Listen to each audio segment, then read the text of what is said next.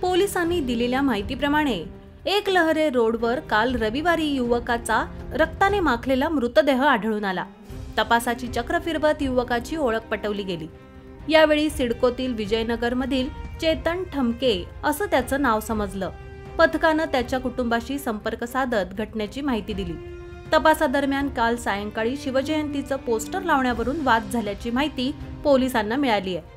पथकानं संशयितांचा शोध घेतला असता दोघंही एकाच परिसरातील असल्याचं समजलं।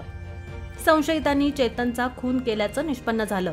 तो जीव वाचवण्यासाठी पळत असल्यानं रक्ताचा सडा जमिनीवर पडला असल्याचं तपासात आढळलं। सिडको भागात शिवजयंतीचं पोस्टर लावण्यावरून चेतन ठमकेची त्याच्या मित्रांसोबत वादावादी झाली होती। त्यानंतर चेतनला त्याच्या मित्रांनी ट्रिपल सीट बसून किर्लोस्कर कंपनीच्या दिशेनं नेलं। दरम्यान दुचाकीवर बसलेल्या संशयितांनी धावत्या दुचाकीवरच त्याच्यावर वार केले।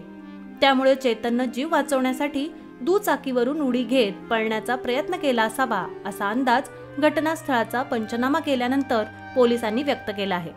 शीखमध्ये गुन्ह्याची अशीच एक घटना अंबड पोलीस ठाणे हद्दीत घडली आहे।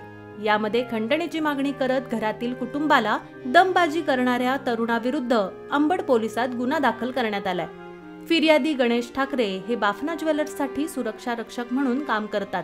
त्यांचा मोठा भाऊ आणि आरोपी सनी उर्फ मॉन्टी दळवी यांनी उत्तम नगर बस स्टॉप जवळ भागीदारीत वडापाव विक्रीचा स्टॉल सुरू केला होता।